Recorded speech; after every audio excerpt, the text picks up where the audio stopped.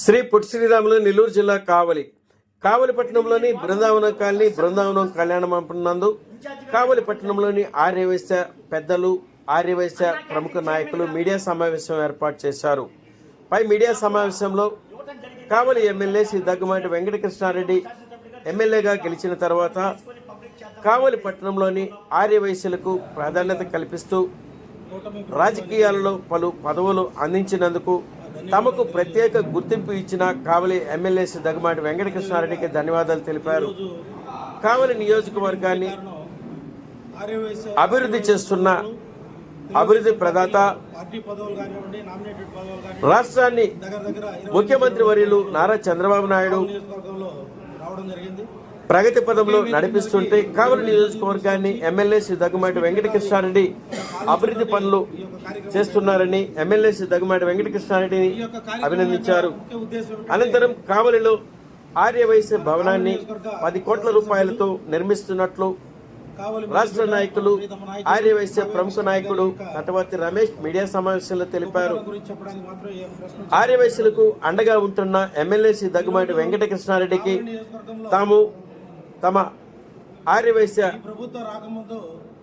వ్యాపారస్తులు నాయకులు ఎలవేళలా అండగా ఉంటామని మీడియా సమావేశంలో తెలిపారు. పై కార్యక్రమంలో కావలి పట్టణంలోని ఆర్యవైశ్య ప్రముఖులు నాయకులు ఆర్యవైశ్య వ్యాపారస్తులు పాల్గొన్నారు. సందర్భం అయితే చూడలేదు ఎప్పుడు నేను. తెలుగుదేశం పార్టీ ఆ రోజు ఇక్కడ మీటింగ్ పెట్టినప్పుడు ఆర్యవైశ్యుల మీటింగ్ పెట్టినప్పుడు ఎలక్షన్ ముందు తండోపతండాలుగా జనాలు బయటకు వచ్చారు. కావ్య కృష్ణారెడ్డి గారి నాయకత్వం మీద నమ్మకంతో కానివ్వండి, తెలుగుదేశం పార్టీ చంద్రబాబు నాయుడు గారి మీద నమ్మకంతో కానివ్వండి విపరీతంగా వచ్చారు జనం. ఆ రోజే ఆర్యవైశ్యులు 99% ఇళ్లలో నుంచి బయటకు వచ్చారు.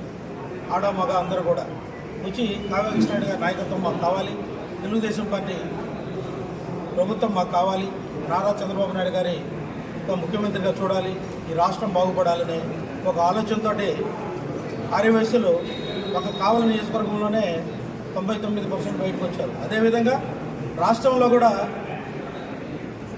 దగ్గర 85% ఆర్యవైశ్యులు తెలుగుదేశం పార్టీకి సపోర్ట్ చేయడం జరిగింది. ఆ కోణంలో నారా చంద్రబాబు నాయుడు గారు కానివ్వండి ముఖ్యమంత్రిగా, ఇక్కడ జిల్లాలో ఉన్న మన నాయకులు కానివ్వండి, అదేవిధంగా ప్రముఖంగా మన కావలిలో అటు జిల్లాలో కానివ్వండి ఇటు స్టేట్లో కానీ ఇవ్వని పర్సంటేజ్ ఎక్కువ పర్సంటేజ్ ఆర్యవైశ్యులకి ఇక్కడ ఇవ్వడం జరుగుతూ ఉంది.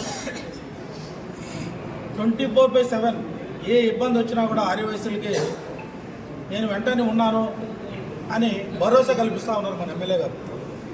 ఈరోజు ఎమ్మెల్యే గారు యొక్క భరోసాతోటే మేము ఎంత దూరమైనా ధైర్యంగా ఉండగలుగుతున్నాం. ఈరోజు కావలి ఆర్యవైశ్య సంఘం అసలు అంతకుముందు ఉందో లేదో నాకైతే తెలియదు. మేము ఎమ్మెల్యే గారు పిలిచి కావలి ఆర్యవైశ్య సంఘం అధ్యక్షుడిగా నువ్వు ఉండాలి, నువ్వు ఈ ఆర్యవైశ్యులందరూ కూడా సేవ చేయాలి నా ఆధ్వర్యంలో అని చెప్పి నాకు చెప్పడం జరిగింది. చెప్పినప్పుడు ఆర్యవైశ్య సంఘం అధ్యక్ష పదవి నేను తీసుకోవడం జరిగింది. తీసుకున్న రోజు నుంచి ఈరోజు నిరంతరం ఎవ్రీ మంత్ కానివ్వండి అట్లా ప్రోగ్రామ్స్ పెట్టుకుంటూనే వస్తూ ఉన్నాం నిరంతరం. ఈరోజుకి 1,75,00,000 ఖర్చు పెట్టాం కావలి ఆర్యవైశ్య సంఘం ఆధ్వర్యంలో. అదేవిధంగా కావలిలో రాష్ట్రంలోనే ఎక్కడా లేని విధంగా కావలిలో ఆర్యవైశ్య భవన్ ఉండాలి అనే ఒక ఉద్దేశంతో ఎమ్మెల్యే గారు పిలిచి చెప్పడం జరిగింది. ఆ యొక్క కోణంలో మా బంధువులు మా రిలేటివ్స్ అయినటువంటి బంధువులది ల్యాండ్ ఉంటే దానిలో రకరకాల ఇబ్బందులు ఉంటే అవన్నీ కూడా ఎమ్మెల్యే గారు దగ్గరుండి క్లియర్ చేయడం జరిగింది. క్లియర్ చేసి ఈరోజు దగ్గర 1 ఎకరా స్థలం అంటే ముందు ఒక ½ ఎకర్లో ఆర్యవైశ్య భవన్ కట్టబోతున్నాం. 10 కోట్ల రూపాయలతోటి ఆర్యవైశ్య భవన్ కట్టబోతా ఉన్నాం. నిన్న నుంచి మట్టి తోలడం కూడా స్టార్ట్ అయింది.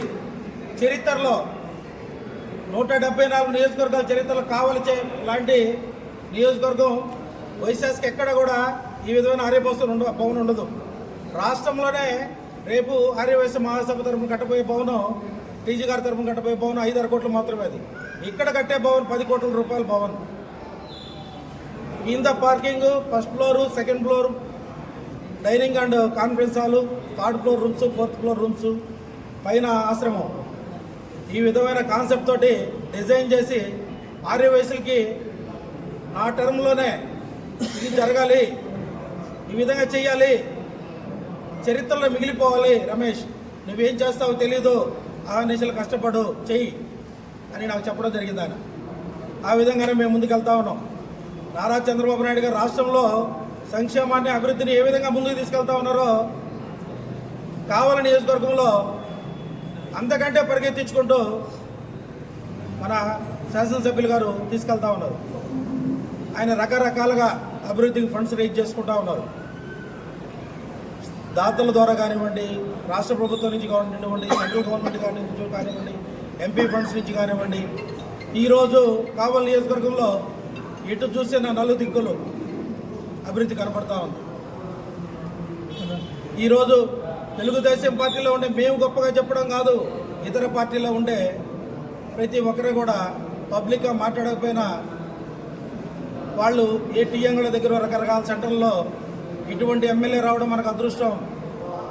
పార్టీలకు అతీతంగా డెవలప్మెంట్ మీద కాన్సన్ట్రేషన్ చేస్తూ ఉన్నారు అని ఎమ్మెల్యే గారి గురించి కూడా చెప్పుకోవడం జరుగుతూ ఉంది.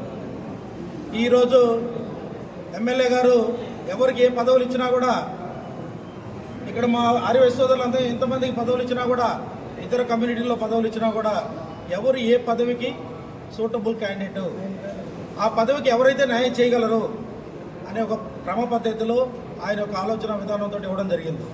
ఇక్కడ ఎవరో పొట్టిగా ఉన్నారు, ఎవరో పొడుగ్గా ఉన్నారు, ఎవరో కలర్ ఉన్నారు అనే ఆలోచనతో ఇవ్వలేదు. ఇది ఆయన యొక్క ఆలోచన విధానంతో, ఆయన యొక్క ఎక్స్పీరియన్స్ తోటి ఇవ్వడం జరిగింది. ఆ కోణంలో ఇక రాబోయే కాలంలో కూడా మున్సిపాలిటీలో కానివ్వండి, రాష్ట్ర పదవుల్లో కానివ్వండి ప్రముఖ స్థానం ఆర్యవైశ్యులకు ఇవ్వడం కూడా జరుగుతుందని చెప్పి మేము అనుకుంటున్నాము.